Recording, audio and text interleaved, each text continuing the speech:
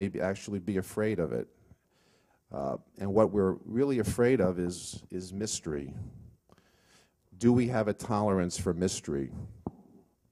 And it's surprising. I think many of us think we do, but when it comes to the unknown, the paranormal, the spiritual, we're very uncomfortable. We're uncomfortable with not knowing the whole picture. Perhaps it's a fear of lack of control. Anyone out there a control person? No, not in New York City. There's no way. There's very few. So are we able to tolerate mystery and the unknown? We get into the history here of, and I'm going to go into the history of the relationship between all these factors and then bring it up to sort of a contemporary point of view of where we may fit into these three models of the relationship between science and spirituality. But if you want to go back hypothetically to the beginning, and I'm not talking about the Big Bang, but the beginning of human consciousness, when we first awoke from our animal consciousness, and that was the day that we began to worry. And worrying is something that we associate with being human. And the day that we did that, we became fully human. We started to fear what was going to happen to us, our families, our loved ones.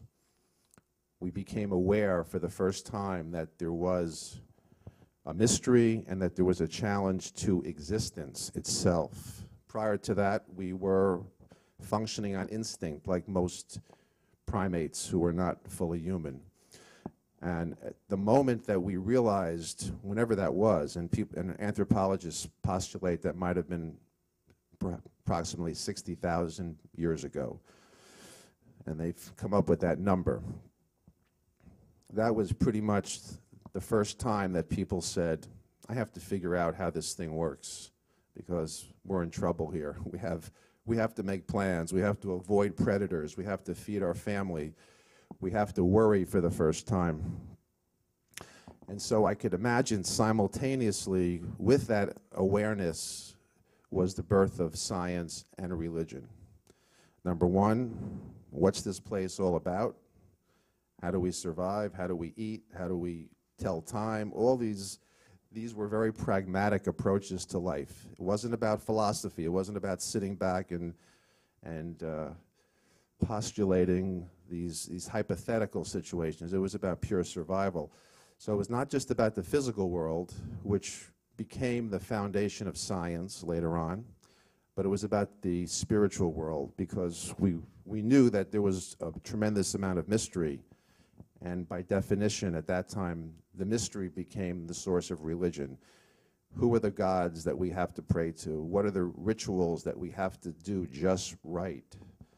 Because to mess up a ritual would be basically to call upon the anger of the spiritual world that was beyond our recognition.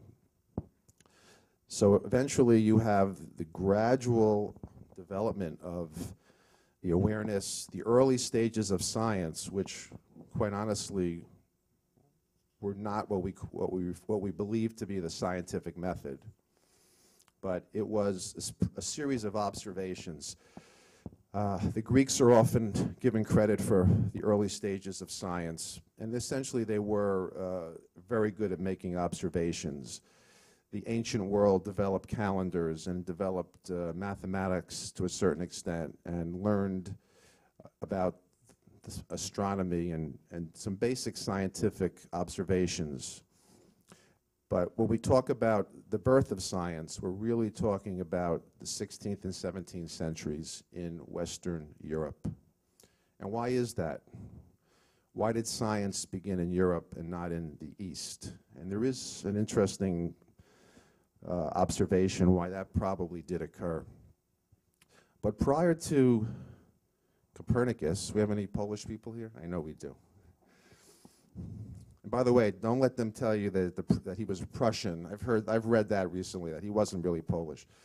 But Copernicus, with his observations that the sun was the center of the universe, our solar system, threw a monkey wrench into the medieval view that was based on the Bible and based on Aristotle. Because prior to Copernicus, there really was no conflict with religion and science. And if you go back just a little bit further to 13th century, 12th century, you read the writings of Thomas Aquinas and Maimonides, and they had no conflict. In fact, what they observed was that the laws of nature, as they could determine them, were very consistent with God's plan for the universe. So there seemed to be no problem at that time. The conflict, of course, began when the church's doctrines were threatened, and Galileo took a big role in that battle.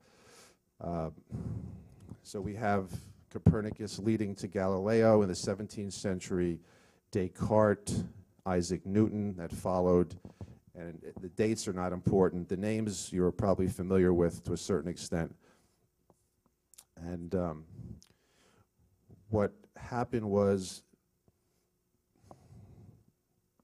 everybody knows who Descartes was, or may have heard of some of his concepts. He's famous for having said, "I think, therefore I am." But what he did when it comes to the relationship between science and religion is quite fascinating, because he came up with a concept of duality or dualism.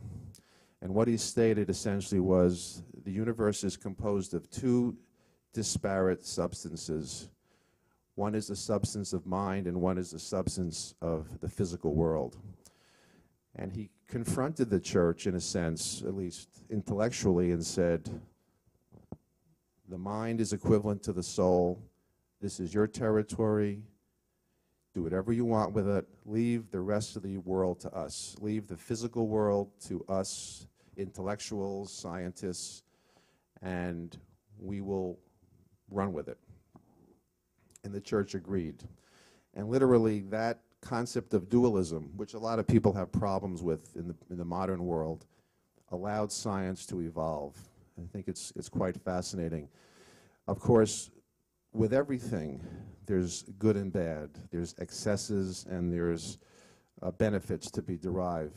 What Descartes essentially achieved was the actual term is desacralization of the world, which means the physical world was no longer a spiritual world.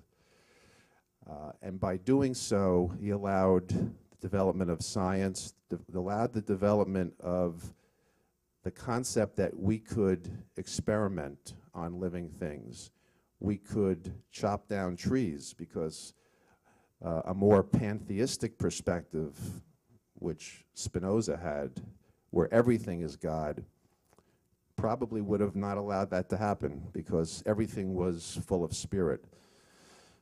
But by splitting the world into this dual perspective, science was able to make tremendously rapid achievements, frequently at the expense of cruelty to animals, because only man was felt to have a soul. I'm sorry for you animal lovers here, but you would not have been happy in the days of Descartes.